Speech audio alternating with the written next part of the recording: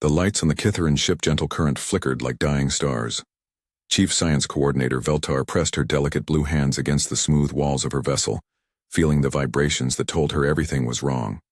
The ship's bioluminescent patterns, usually bright and steady, now pulsed weakly in random colors. "Status report," Veltar said, her voice carrying the musical tone all Kitharans shared. Around her, the bridge crew moved with growing panic. Their large dark eyes reflected the dying lights as they worked at control panels that looked more like living coral than metal machinery. "The quantum drives are completely dead," reported Navsinger Kethwa, his usual calm shattered. "The bioneural networks are failing one by one. We cannot jump to hyperspace." Veltar felt her heart skip a beat. The Kitharans had two hearts, both now racing with fear. Their species had traveled the stars for thousands of years, but always in ships that worked perfectly. Their technology grew, rather than being built, shaped by careful songs and organic processes that created vessels as beautiful as they were advanced. But beauty meant nothing when everything was breaking down. "How far are we from the nearest star system?" she asked. 17 light-years from the Marath colonies," answered Star Reader Yilna. 43 from the nearest consortium research station. The numbers hit Veltar like physical blows. In a healthy ship, those distances meant nothing. The Gentle Current could cross them in hours, but without the quantum drives they might as well be trapped at the bottom of an ocean. No Kitharan ship had regular engines. Why would they need them when biodrives never failed? Except they had failed. For the first time in recorded history, a Kitharan vessel was stranded in deep space. "Life support?" Veltar asked, though she dreaded the answer. "The biogardens are dying," whispered Plant Tender Circa. "Without the quantum field to nourish them, they cannot process our air or grow our food. We have perhaps 2 days before the atmosphere becomes toxic." The bridge fell silent, except for the soft sounds of failing systems. Veltar looked around, at her crew of 12. They were all scientists and explorers, people who had chosen to study the peaceful cosmos they believed surrounded them. The Kitharan Empire had no military ships, no weapons beyond the most basic tools. Violence was something from their ancient past before they learned to sing their technology into existence and join the greater galactic community. But now they faced death in the cold vacuum of space, and all their beautiful songs could not save them.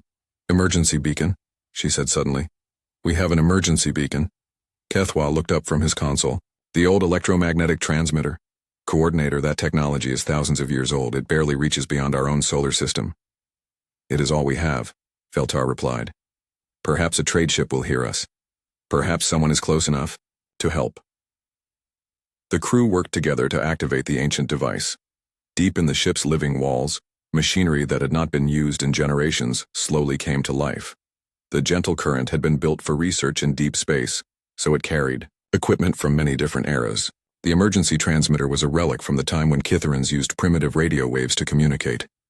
As the beacon activated, it sent out a simple message across all frequencies.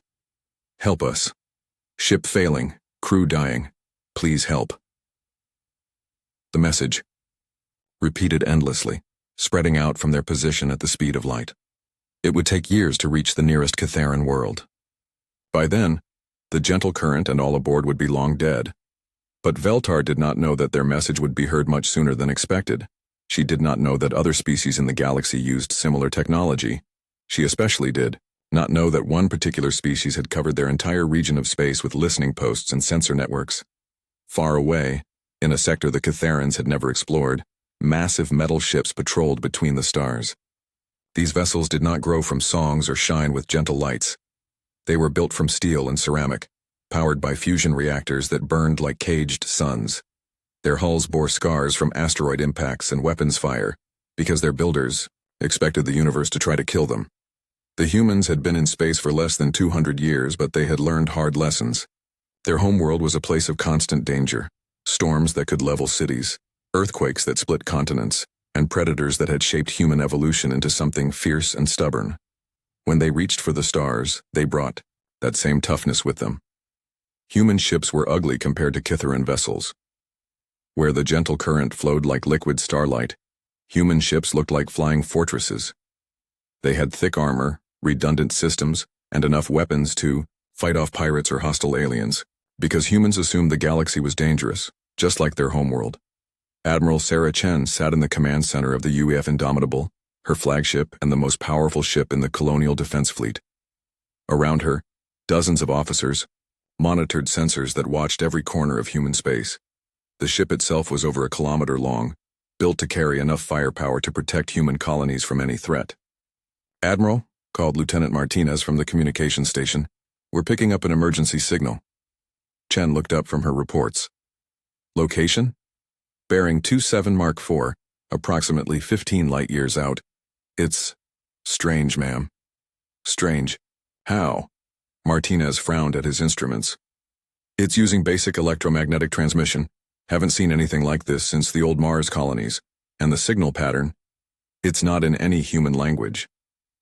Chen felt her pulse quicken. The colonial defense fleet had been created to protect humanity's expanding territory, but they had always wondered when they would meet other intelligent life. Apparently, today was that day. "Can you decode it?" "Working on it, ma'am. The computer is trying to match patterns." "Wait." Martinez paused, his face growing pale. "Admiral, I think this is a distress call. The mathematical progression suggests countdown, and there are symbols that might indicate crew size and life support failure." Chen stood up, her mind already working through the possibilities. An alien ship in distress, first contact with another species, and they were the only human vessels in range to respond. "How long to reach that position?" "At maximum burn, 18 hours, answered her navigation officer. "Signal the fleet. Set course for the distress beacon, flank speed, and send a message to command. Tell them we may have found someone else out here." As the human ships changed, course their fusion drives blazing trails of superheated plasma. None of the crew could imagine what they would find. They expected to encounter aliens, but they had no idea those aliens would see them as terrifying monsters from their worst nightmares. The gentle current continued its slow death spiral through space, its emergency beacon crying out into the darkness. And racing toward them came ships that would change the galaxy forever.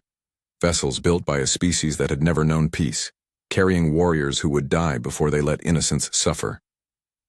The first meeting between Catharans and humans was about to begin. Admiral Sarah Chen stood before the main display screen of the UEF Indomitable, watching the tactical readout as her fleet raced through hyperspace. Around her, the command center hummed with quiet efficiency. Officers worked at their stations, monitoring everything from engine status to weapon readiness. The human ships had been running at maximum burn for 16 hours, pushing their fusion drives to the limit.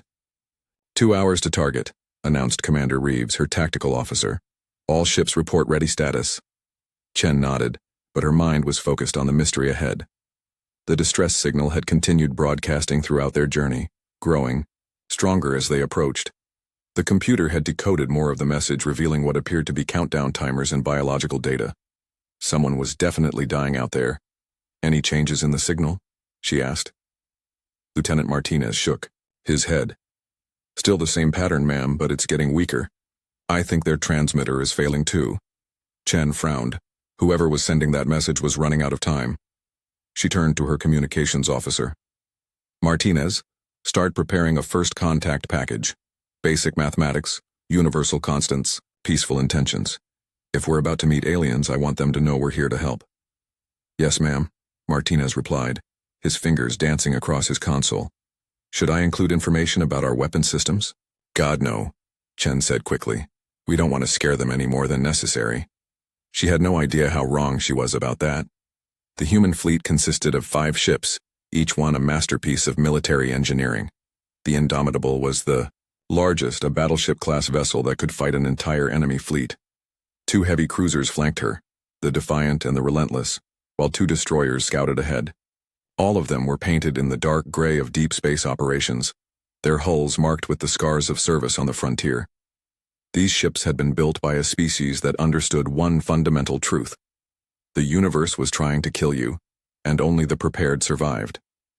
Every system had backups, every hull plate was thick enough to stop meteor impacts, and every weapon could fire in any direction. Because humans had learned, through millions of years of evolution on a death world, that paranoia was just another word for smart. "Dropping out of hyperspace in 60 seconds, called the navigation officer. Chen took her position in the command chair. "All ships combat alert.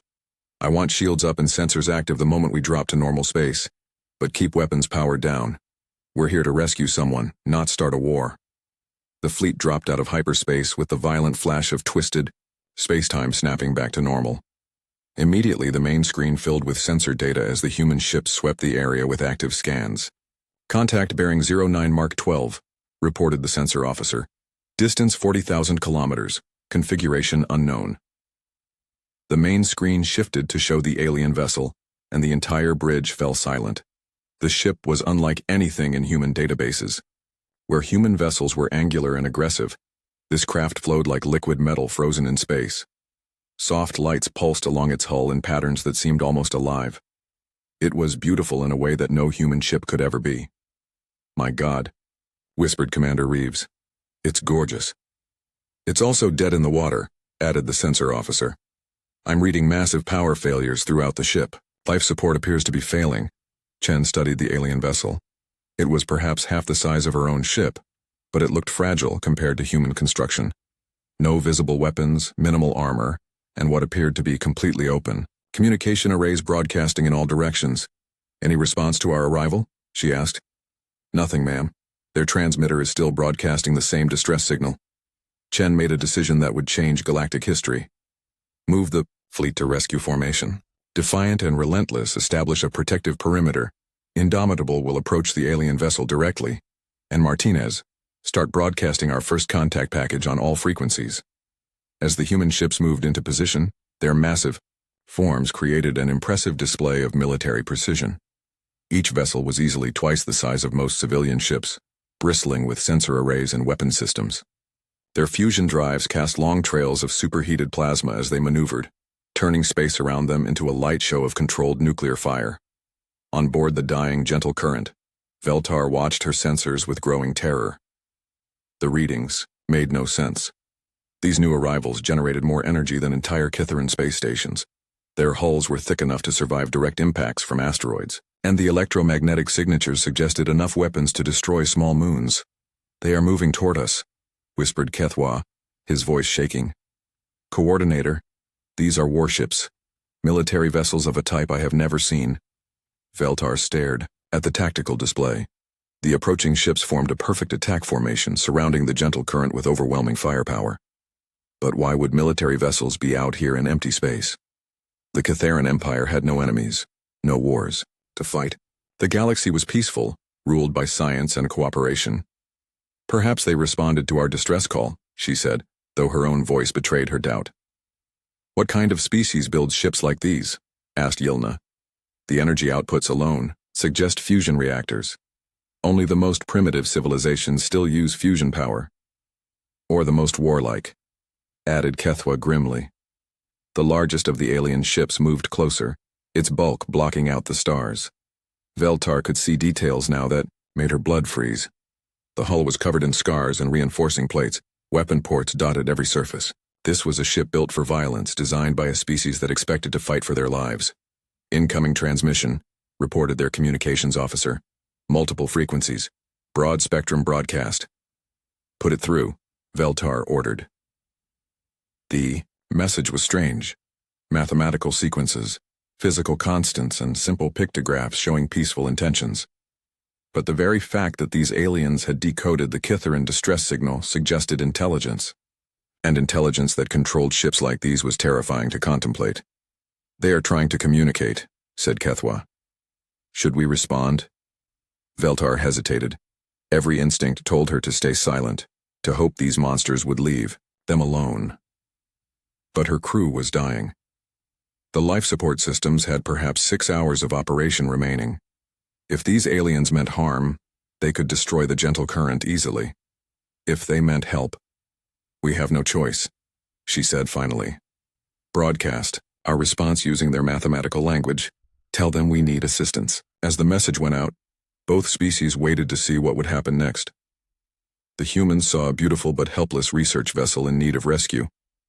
The Kitharan saw death machines commanded by an unknown warrior race. Neither group understood the other, but they were about to learn that sometimes the most frightening strangers could become the most loyal friends. The universe was a dangerous place, and both species were about to discover that they needed each other more than they knew. Admiral Chen watched the alien ship's response appear on her screens. The message was simple but clear. They needed help. They were dying and they had nowhere else to turn. All ships, she broadcast to her fleet. Prepare for rescue operations, we've got people to save. The massive human battleship moved closer to the dying alien vessel, and Veltar felt her remaining strength leave her body. Through the gentle current's failing sensors, she could see details that made her species' worst nightmares seem pleasant. The human ship's hull was not just scarred.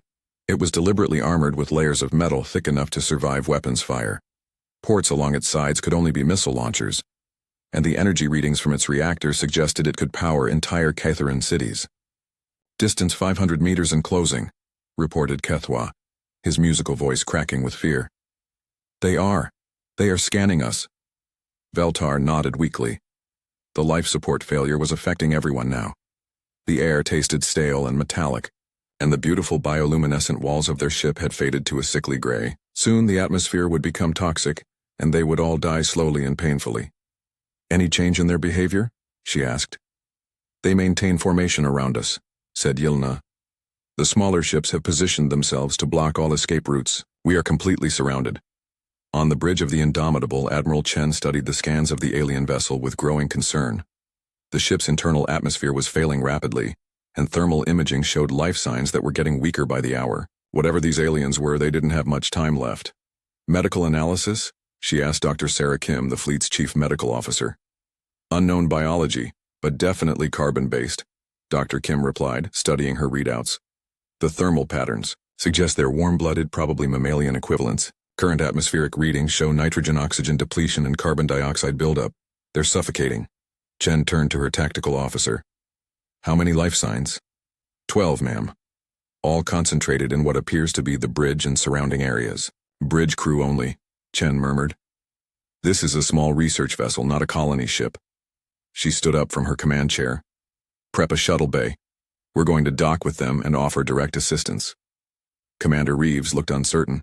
Admiral, we have no idea what their atmospheric requirements are, or if they're hostile. This could be a trap. Chen shook her head. Look at that ship, Commander. It has no weapons, no armor, and it's dying.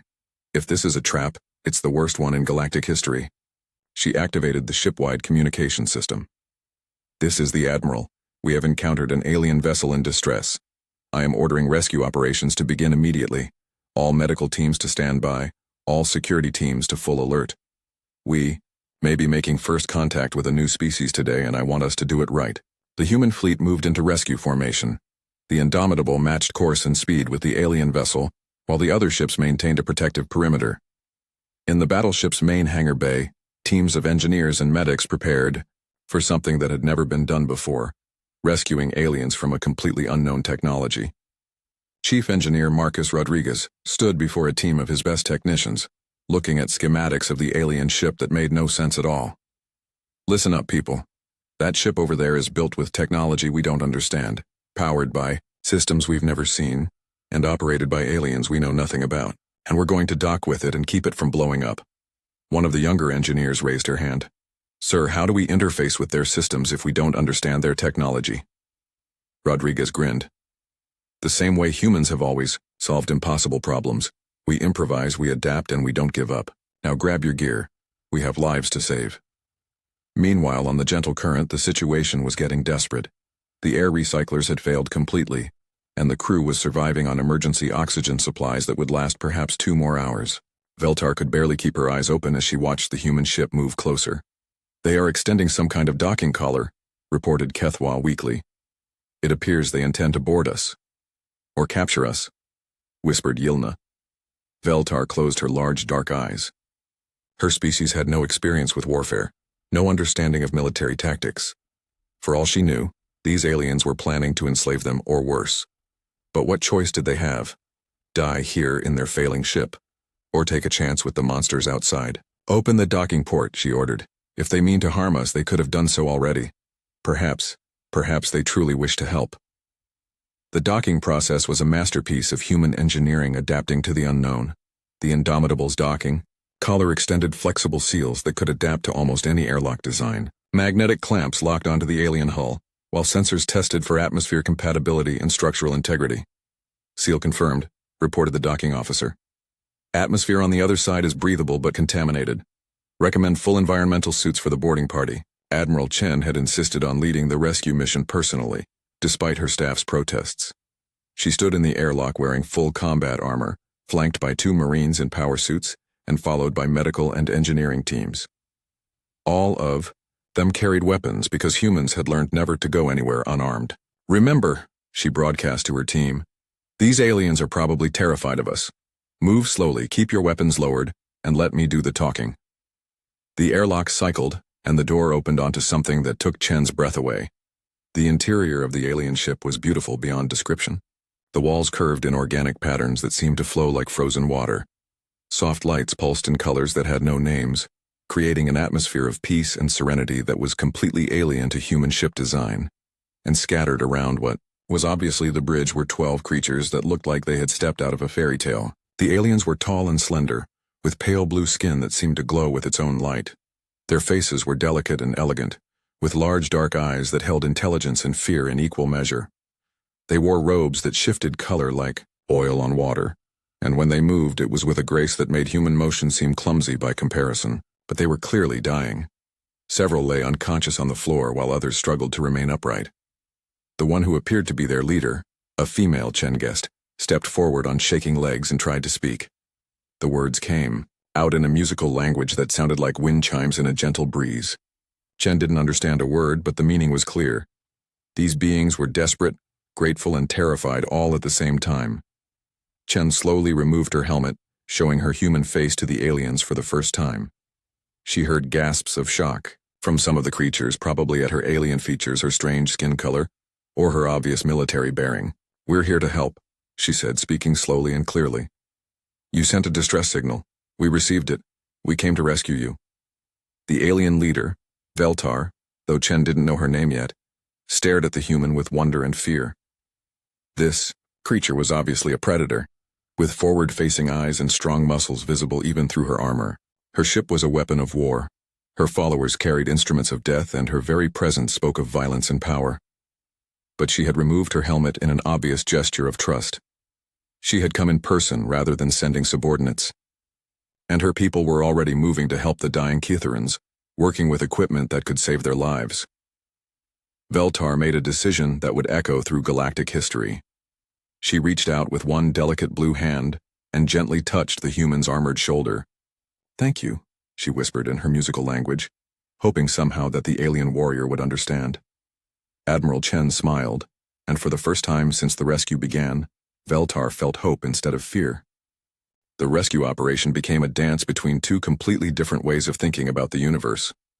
The humans moved with military precision, treating the emergency as a tactical problem to be solved through overwhelming force and redundant systems. The Kitharans watched in amazement as these strange beings worked miracles through what seemed like brute force engineering. Dr. Kim knelt beside one of the unconscious Kitharan crew members, running medical scanners over the alien's delicate, blue form. The readings were completely outside human medical knowledge, but certain things were universal. Low oxygen levels, elevated carbon dioxide, symptoms of slow suffocation. "Get me portable oxygen units," she called to her medical team. "I don't care if we don't know their exact biology. They're dying from the same thing that would kill us." Chief Engineer Rodriguez and his team were performing what could only be called technological surgery on the Gentle Current's life support systems. They had ripped open access panels that looked more like flower petals, revealing biomechanical components that defied human understanding. Where humans used metal and electronics, the Kitharans had grown systems that were part machine, part living organism. "I've never seen anything like this," Rodriguez muttered, studying a component that pulsed like a heartbeat.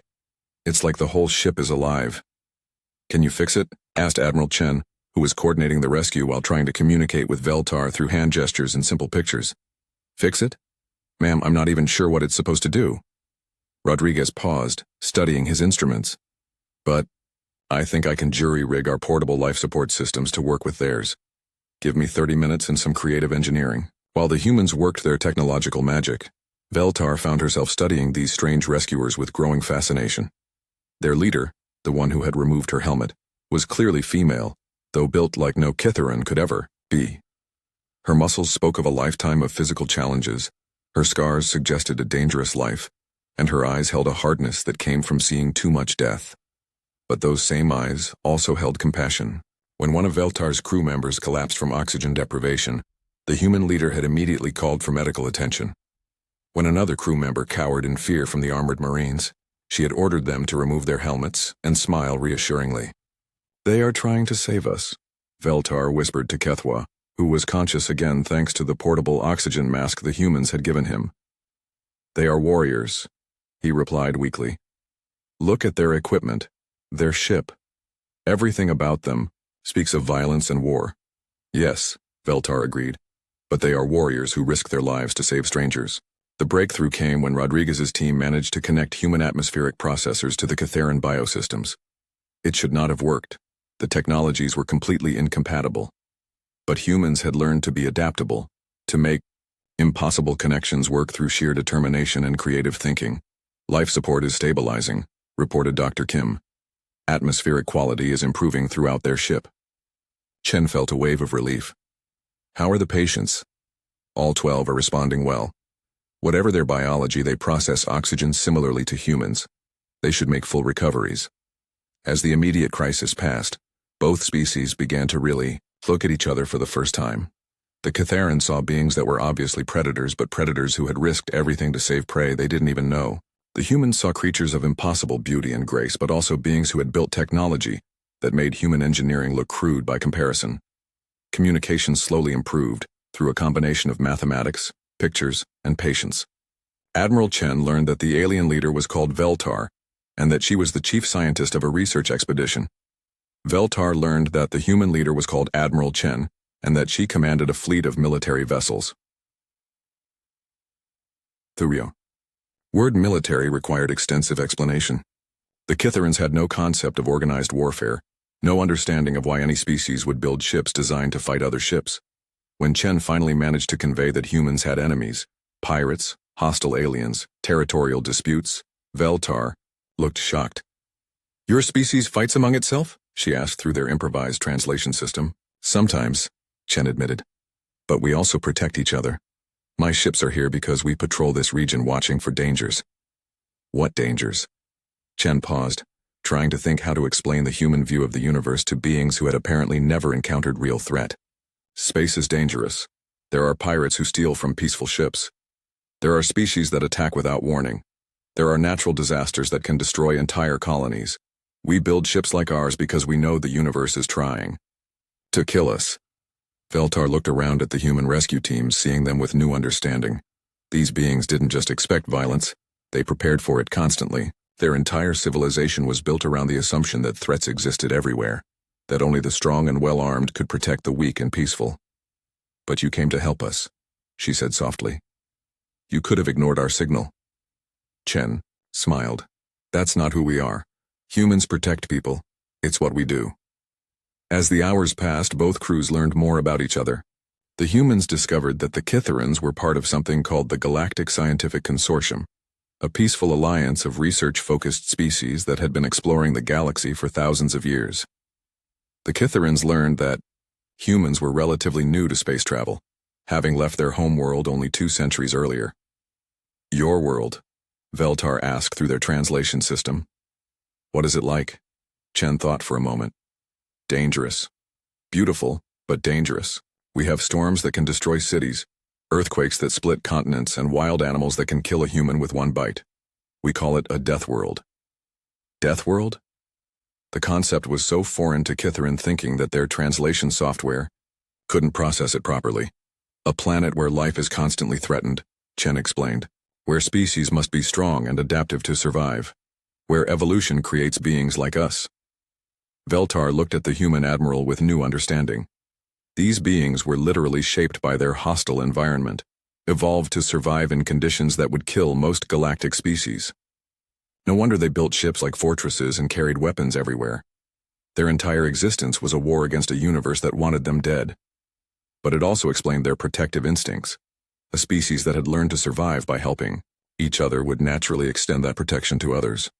These humans weren't just warriors. They were guardians, shaped by millions of years of fighting to protect their pack, their tribe, their species. "Will you help us return home?" Veltar asked. Chen nodded immediately. "Of course. Where do you need to go?" "The nearest consortium research station is at Kepler 442. But Admiral, you should know, when word of this rescue reaches the consortium, they will want to meet your people officially. You have saved lives at great risk to yourselves. This will not be forgotten. Chen looked around at her crew, who were still working to stabilize the alien ship systems. They had no idea that they had just made first contact with a galactic civilization that had never encountered anything like humanity. They were about to become the galaxy's reluctant guardians, the ones other species would call when the impossible needed doing. "We'll escort you home," Chen said. "It's what humans do." 2 days later, the combined fleet dropped out of hyperspace at the edge of the Kepler 442 system. What they found there made Admiral Chen understand just how different human and Kytheran civilizations really were. The Consortium Research Station was a marvel of organic architecture, growing from what appeared to be a captured asteroid. Spires of living crystal reached out into space, connected by bridges that pulsed with gentle bioluminescence. Ships moved between the structures, not the harsh angular vessels humans built, but flowing works of art that seemed to dance through the vacuum. "It's beautiful," whispered Commander Reeves, staring at the main display. "It's completely defenseless," Chen replied, her military mind automatically cataloging the station's vulnerabilities. No shields, no weapons, no armor plating. If pirates or hostile forces ever found this place, it would be destroyed in minutes. But, as they approached, Chen realized something important. This wasn't carelessness, it was confidence. The Catharans and their allies had built their civilization in a galaxy they believed was fundamentally peaceful. They had no weapons because they had never needed them.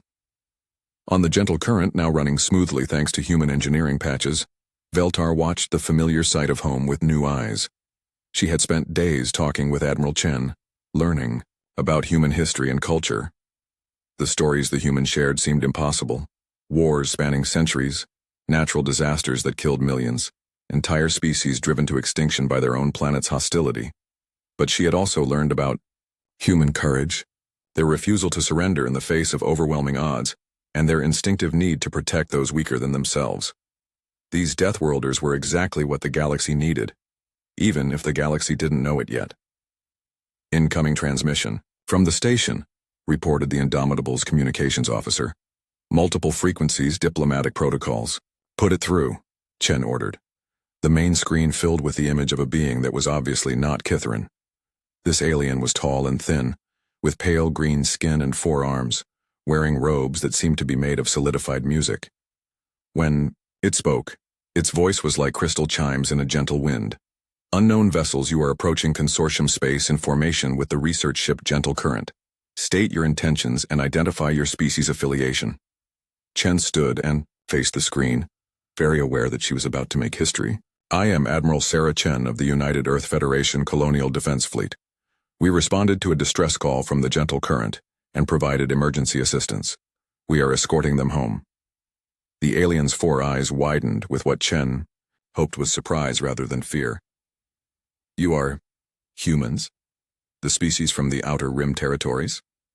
We have heard rumors of your kind, but never confirmed contact." "This is our first official meeting with your consortium," Chen replied carefully. "We hope it will be the beginning of peaceful relations between our peoples." There was a long pause as the alien consulted with others off-screen. Chen could hear musical conversations in the background, voices discussing something in urgent tones. Finally, the alien returned its attention to the screen. "Admiral Chen, I am Research Coordinator Zalthek. On behalf of the Galactic Scientific Consortium, I formally welcome humanity to the galactic community. Your rescue of the Gentle Current has already become known throughout our networks. We would be honored to host you at our station." Chen felt a mixture of pride and apprehension. Humanity had just been officially welcomed to galactic civilization. The question was, what would that civilization think of humanity when they learned the truth about what humans were capable of? The docking procedures at the consortium station were unlike anything the humans had ever experienced. Instead of mechanical airlocks and metal corridors, they found themselves walking through passages that felt alive.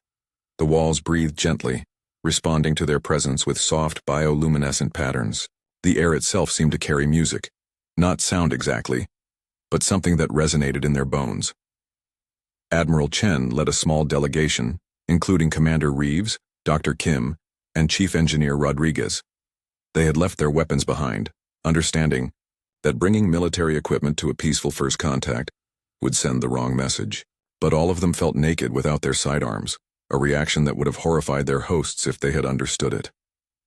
The reception hall was a vast space that seemed to grow from the station's core like a flower blooming in space. Representatives of a dozen different species waited to meet them. Beings of every imaginable shape and color, all unified by an obvious intelligence and peaceful demeanor. Veltar stood with them, and Chen was pleased to see that the Catharan scientist had fully recovered from her ordeal. She had changed into formal robes that shifted through every color of the spectrum, and her natural bioluminescence made her seem like a living artwork. "Admiral Chen," Veltar said, approaching with obvious gratitude. "I present you to Research Coordinator Zalthek of the Vegan Collective, Station Administrator Pelwin of the Andromedans, and Chief Xenobiologist Yurtal of the Centauri Research Institute." Each name came with a being so alien that Chen had to concentrate to avoid staring. But all of them radiated the same peaceful curiosity, the same scientific dedication to understanding rather than conquering. Research Coordinator Zalthek stepped forward, all four arms extended in what was clearly a gesture of welcome. "Admiral Chen, we have heard remarkable things about your species. Veltar tells us that humans build ships capable of crossing vast distances at incredible speed, that you maintain fleets dedicated to protecting others, and that you risked your lives to save strangers without hope of reward." Chen nodded carefully. "That's accurate, though I would add that we don't consider it remarkable. Protecting people is simply what humans do." "But why?" asked Station Administrator Pelwin, a being that looked like a cross between a flower and a jellyfish. "Your species could have ignored the distress signal. You could have left the gentle current to die rather than risk your own people in a rescue operation. What drove you to help?" The question was so fundamentally alien that Chen had to think for a moment about how to answer it. "How did you explain to peaceful beings that humans helped others because their homeworld had taught them that cooperation was the only path to survival?" "Our world taught us that we're stronger together," she said finally. "Humans who help each other live. Humans who don't die. Over millions of years that became part of what we are. We protect others because it's literally in our nature to do so." Chief Xenobiologist Yurtal, who resembled a crystalline tree, chimed with what sounded like excitement. "Fascinating. Your species evolved cooperative survival instincts strong enough to extend beyond your own kind. This is unprecedented in our databases." "Is it unusual?" Chen asked. "Admiral," said Veltar quietly, "most species in the galaxy evolved on worlds like ours.